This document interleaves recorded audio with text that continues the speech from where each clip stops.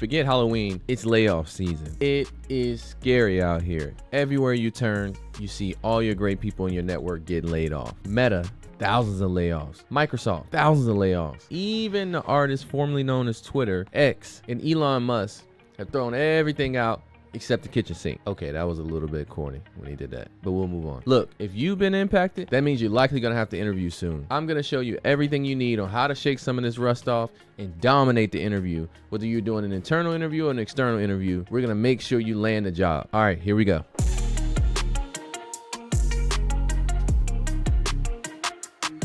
Hey y'all, before we get started, do me a huge favor. Hit that subscribe button right at the top here and like, comment, and share. That is the absolute best way to help this channel to make sure we all continue to learn and grow together. All right, let's jump in. Look, it's spooky out there, and I know y'all can't stick along all day. So here's the too long I Got Kids version, how to dominate an interview. Number one, prepare to tell your story. Everybody has a unique story, including you. We gotta make sure that stands out in the interview. Number two, prepare with a purpose. There's some really meaningful things you can do, and there's some really bad behaviors you can do to throw you completely off track. I want to make sure you laser focus going into the interview. And number three, I'm gonna show you how to build a bridge between your experience and exactly what the interviews are looking for in their new hires. Let's get to it. All right, let's deep dive into number one.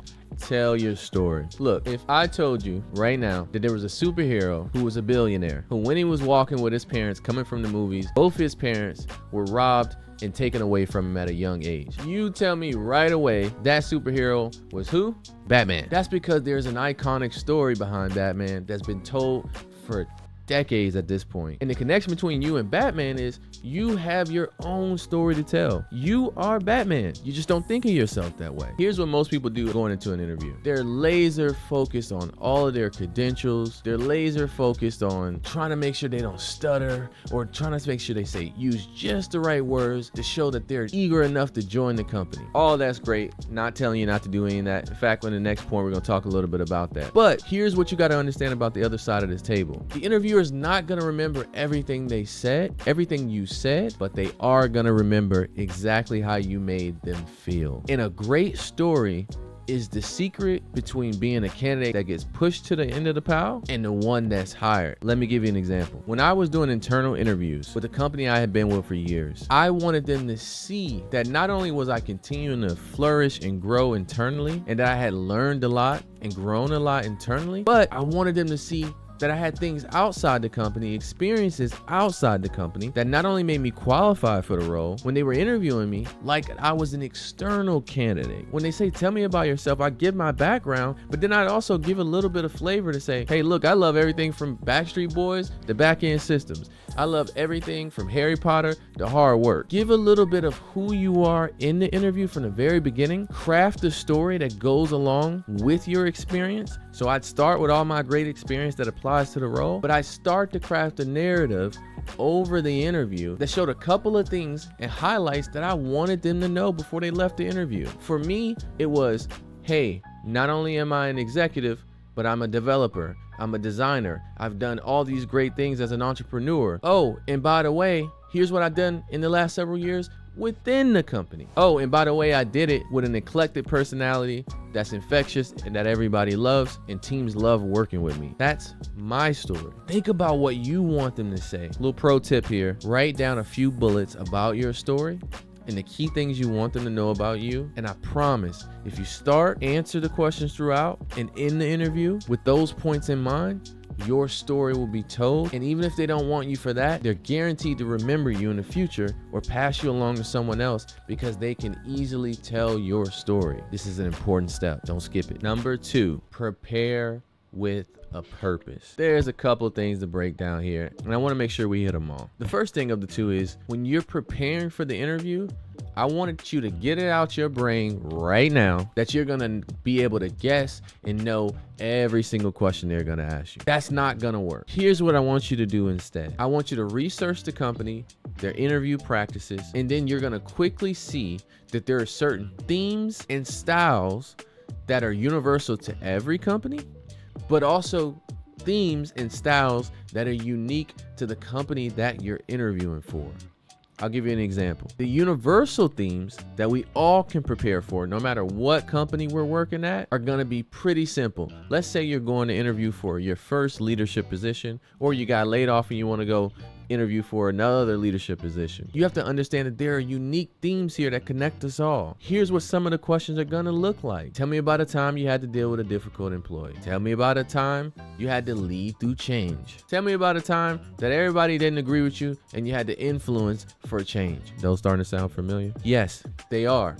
Because these are the universal themes that connect all leaders, no matter what industry or experience level. So here's what I want you to do. Take those themes, like dealing with a difficult employee, and I want you to write down 1 or 2 bullet points on examples that will remind you of the story you want to tell about your experience in that space. This is going to have the added benefit of keeping you focused, but it's also going to make sure you don't freak out and overanalyze all the questions that could be coming your way, because you can repurpose your examples for this question for multiple other questions. There's going to be some synergy there for you to be able to do that. So again, prepare based on themes. Don't try to write down 100 questions that they can ask you. There are always some universal themes. Okay, part B in this one, and this one is unique for when you get into the interview. Start thinking about how you align your experience with the job posting and what they're looking for. Here's what I mean. Throughout the interview, there are 2 things. 1, do they like you and do they want to work with you? That's the easy one. You would think that too if you were on the other side of the table. But then on the other end, they want to know, are you qualified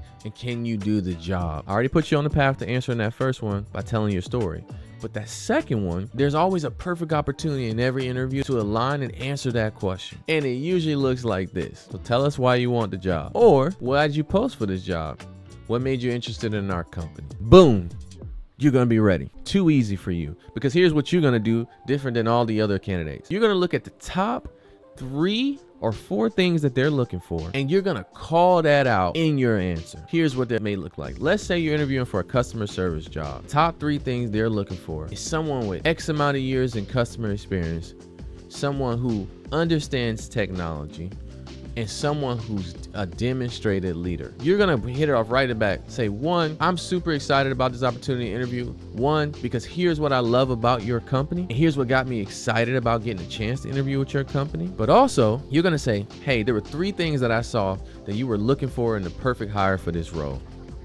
1, customer service experience. 2, experience with technology. And 3, leadership expertise. For number 1, why I posted for this job is, I have 10 years of customer success experience across the nation and internationally. 2, I'm a developer and a technologist, and I've constantly been improving my skills there by doing these things, and I've been in these positions that help me do that. And number 3, I've led hybrid and remote teams of 150 people across the nation in multiple different time zones. So my interests and my experience align, and together that made me really excited about the process. Again, you want to prepare with a purpose. There's things you can do at the beginning before the interview to get you ready. And then the other thing is, when you get in the interview, you want to prepare so that you can show them, again, why you're the right one for the job. Let's bring it home with number 3. Build a bridge. This one is one of those things that's simple but not easy. You want to build a bridge to help them understand your world and where you come from, meet them at halfway in the middle of the bridge, and translate it into their world. Again, you got to find a way to connect your 2 worlds and make it make sense. The easiest way to do that is to A, call out the differences between your companies, or B, and this is one of my personal favorites, use numbers in simple language that we all can understand despite where we come from. So here's what that looks like. I might not understand what a business process, sanitation engineer, rocket scientist is at your company. That might be a huge deal. But what I do understand is that you were in charge of 50 plus people with a budget of $30 million and the responsibility to grow that to $60 million. I don't care who you are, we all speak math, particularly when it comes to making money for a company or taking care of customers. Don't be afraid to throw in the numbers and simplify the language so that we can, again, connect who you are with who they're looking to hire. You want to build that bridge. Here's an tip for internal candidates who are interviewing at their company to keep their job or they're interviewing for a promotion. Do not be afraid to use outside examples. I want to put yourself in the shoes of the interviewer. Let's say you're interviewing 10 to 15 people, and most of them are externals. Y'all are inevitably gonna have similar experiences and similar ideas. That gets boring really quick. Again, what I said at the beginning holds true. They may not remember everything they said, but they're certainly gonna remember how you made them feel. Use outside relevant examples and tie them to the posting and the position. They'll love you for it, and they'll be able to remember those in a sea of everybody that sounds the same. All right, y'all. Look, I know I said I only had 3, but this is the one I'm feeling because of just the energy out there in the universe right now and just the anxiety around the economy and hiring. And this one is number 4, relax. I know it's hard to relax when you got a family dependent on you, when you got bills to pay right now. But the worst thing that you can do is add additional stress and anxiety to yourself in this job search, in this interview search, in this ongoing quest to stay relevant and keep a job. You don't want to do that to yourself. And frankly, it just is not fair. I need you to find ways to relax, find ways to decompress. This is a marathon, not a sprint. If you lost your job, again, I know how difficult it is to have, 1, that pride and that ego hit, but 2, of course, that money hit.